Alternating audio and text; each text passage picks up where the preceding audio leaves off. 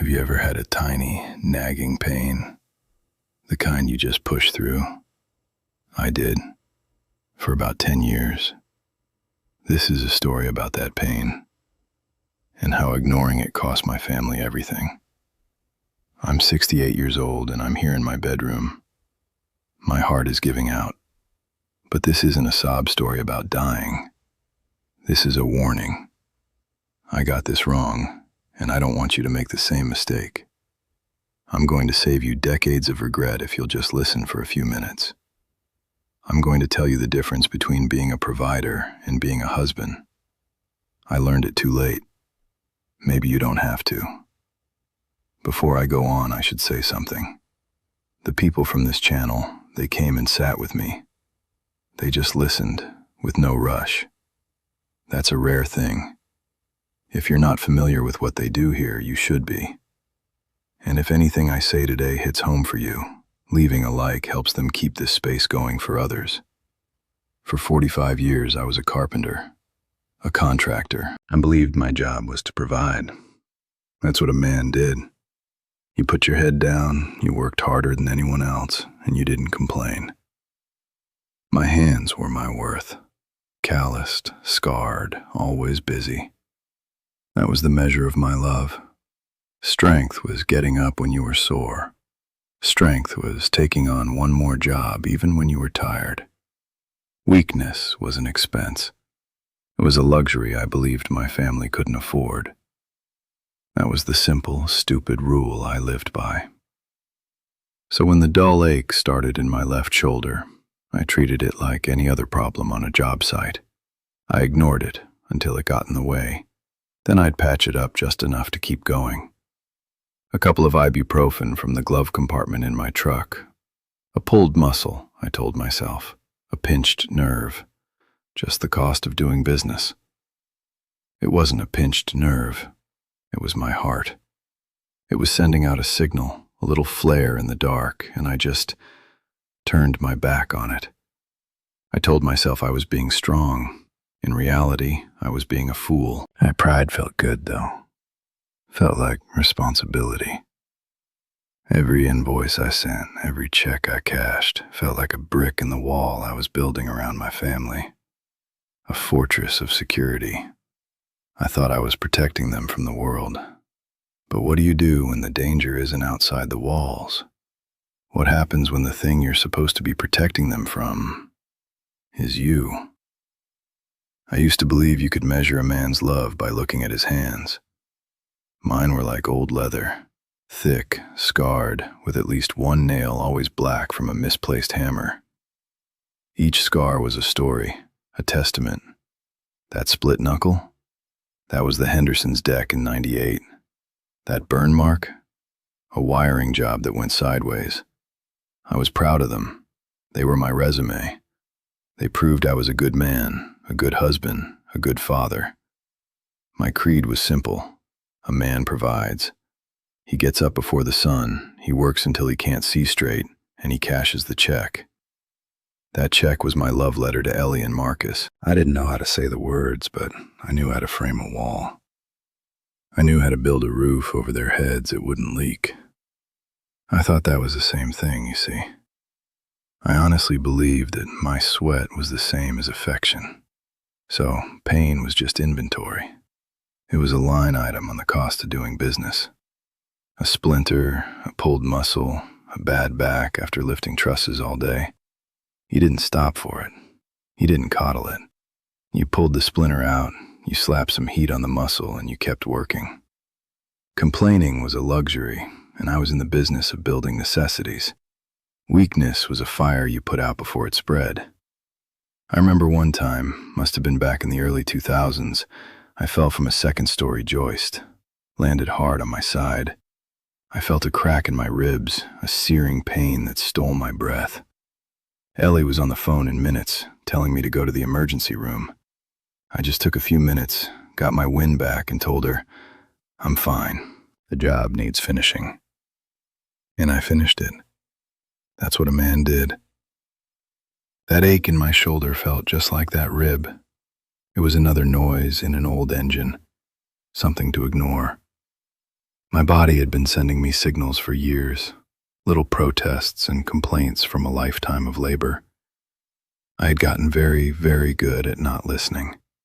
It was a skill I had perfected. I told myself it was discipline. It was just pride. A stubborn, foolish pride that I mistook for strength. There was a certain comfort in that ignorance. It felt like control. If you just put your nose to the grindstone and worked harder than the pain, you could keep the world at bay. You could build a wall so high that no misfortune could ever climb over it. I was so focused on building that wall, brick by brick, invoice by invoice. I never once stopped to see what I was walling out, or what I was walling in. It wasn't about getting rich. It was about being safe. I grew up seeing good men lose everything because of one bad season, one lost job. I was terrified of that. Every dollar I saved was a shield. Every job I took, even when I was exhausted, was another layer of armor for my family. I was protecting them from poverty, from uncertainty. I thought that was the only battle that mattered. But I treated my own body like it was just another piece of equipment. An old truck you could just keep running, no matter how much black smoke it coughed up. You just ignore the rattles and the shakes and pray it gets you to the next job site. But a man isn't a machine. He's a part of a family. And when he breaks down, he doesn't just go to the scrapyard alone. He takes everyone with him. My wife, Ellie, we've been married 45 years. That's a lifetime, isn't it? She has a quiet strength, always has. She deserved a better husband than she got. She deserved a man who knew the difference between a house and a home. I gave her the first, but I failed at the second. I remember one evening, about 4 years back, we were in the kitchen. It was a Tuesday. I had a pile of invoices spread across the table, trying to make the numbers work. She came over, her eyes full of a light I hadn't seen in a while. She was holding a little glossy brochure for a cabin up in the Blue Ridge Mountains, a little place with a porch swing. She put it down next to my stack of papers. She said, "Arthur, the work will still be there when we get back. Just for a weekend. We haven't seen the mountains since the kids were little." Her voice was so hopeful. It was the voice of the young woman I'd married, the one who believed anything was possible. It was a sound I had almost forgotten. I glanced at the picture on the brochure, then back at my invoices. I just shook my head. Maybe next year, Ellie. We need to be sensible. Sensible. That was my word for everything. My excuse for a life unlived. I saw that weekend away as a cost, an expense. I didn't see it for what it was. A chance. A chance to just be with her. The light in her eyes just went out, like a switch being flipped. She didn't argue. She never did. She just gave a little nod, quietly folded the brochure, and put it in a drawer. I heard the drawer slide shut. It was such a small sound. But that sound has been echoing in my head for 4 years. She never mentioned the mountains again. And it wasn't just the mountains, it was the little things. 1,000 small postponements. A walk after dinner that I was too tired for. A Sunday drive I was too busy for. Just sitting on the porch, holding her hand, without a phone call to answer or a quote to figure out. Each time I said later, I thought I was buying us a more secure future. But I was just spending our present. I thought next year was a real place we were traveling to. A destination where everything would be perfect, paid for, and safe. I was so busy paving the road to get there that I didn't realize we were supposed to be living along the way. I treated joy like a luxury item you save up for, instead of the currency you're meant to spend every single day. That brochure is still in that drawer, I think. A ghost of a weekend that never was. It's not just a piece of paper, it's a promise I broke. It's the proof that I was a great provider but a poor partner. I was building a life for her, but I forgot to share it with her. The turning point wasn't some big, dramatic scene. It wasn't a fight or a tearful confession. It was quiet. It was 3 months ago, in a cold, beige-colored office at the hospital. An administration office. It smelled like weak coffee and disinfectant. I was there, but I wasn't really there. I was just a body in a chair, useless. Ellie was the one at the desk. She had a stack of papers in front of her, financial assistance forms. All my life, I was the one who handled the money, the bills, the numbers. That was my job. I was the one who made sure the columns added up. I took pride in that. I thought at least I had left her with a safety net. I thought we were secure. But I saw her hands. Her hands were trembling. She was trying to read the fine print, trying to understand what they were asking for. This woman, who I had promised to protect from all this, from worry, from fear. And I saw her face, and the look in her eyes wasn't just confusion. It was fear, a deep, quiet terror. The kind of fear you get when the ground disappears from under your feet. The ground I was supposed to have built for us. And in that moment, it all just shattered. The entire 45-year illusion. All the overtime, all the missed weekends, all the sensible decisions.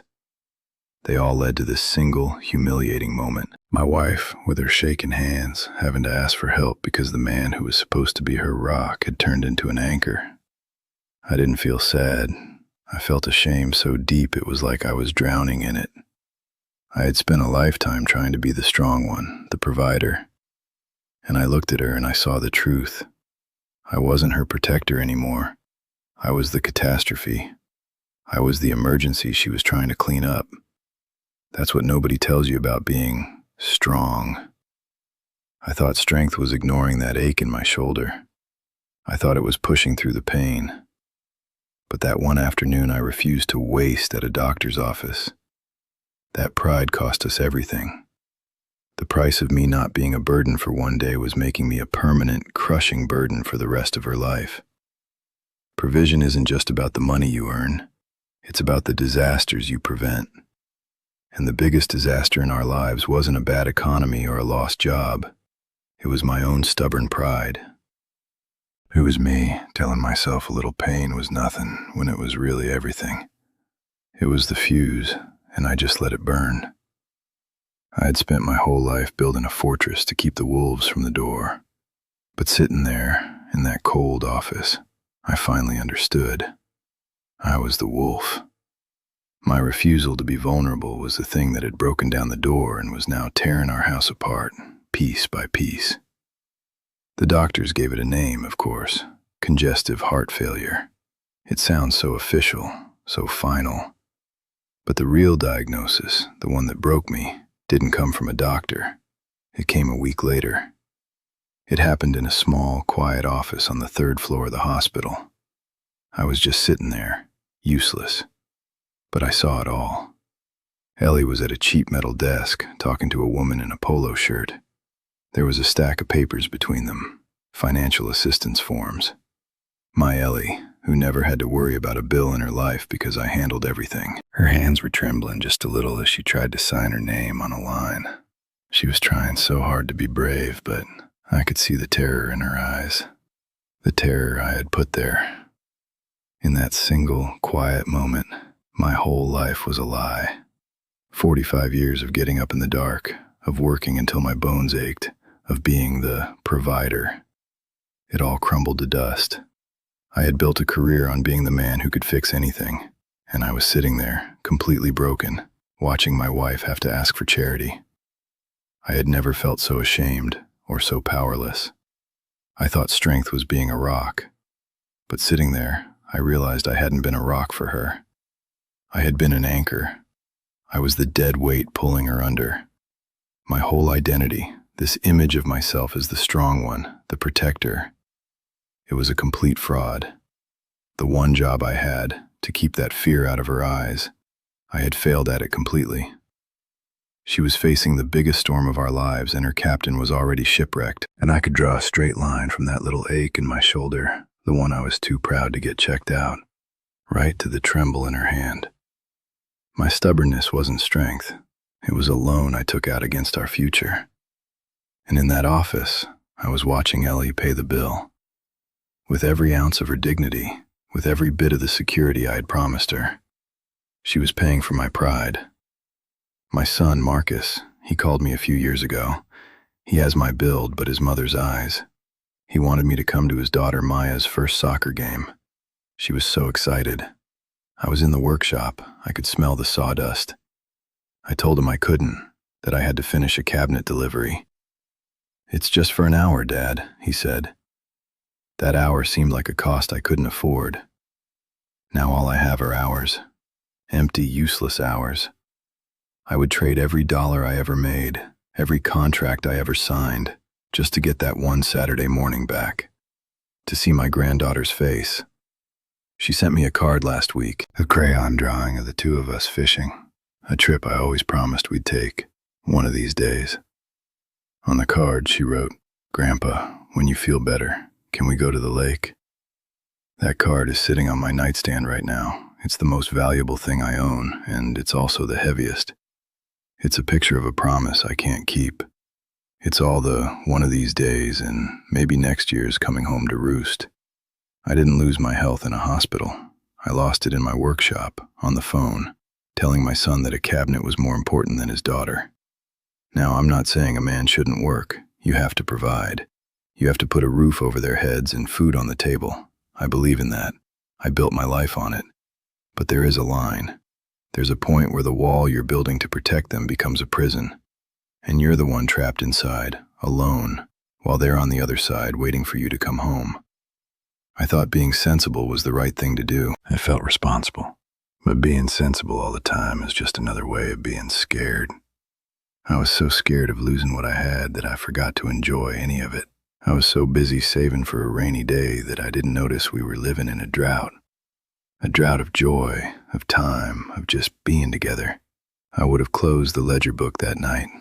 I would have looked at that brochure and said, "Ellie, let's go this weekend." I would have driven to that soccer field and cheered for my granddaughter until my voice was hoarse. I would have taken that fishing trip. I would have sat on the porch and just held my wife's hand.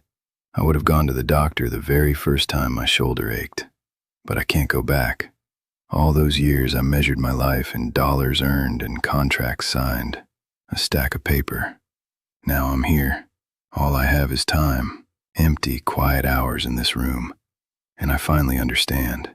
Time is the only currency that matters, and I spent all of mine on the wrong things. I am the richest poor man you will ever meet.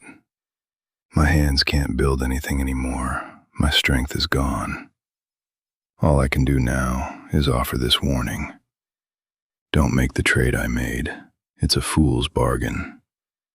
I traded my presence for presence, and now all I have left are the ghosts of moments I can never get back. So if you are a man who works too hard, a man who pushes through the pain, listen to me. Send this to a man who needs to hear it. A father, a husband, a brother, a friend. Tell them to stop being a hero. Tell them to just be there. That's the only job that really matters in the end. I'm out of time. But you're not. Use it.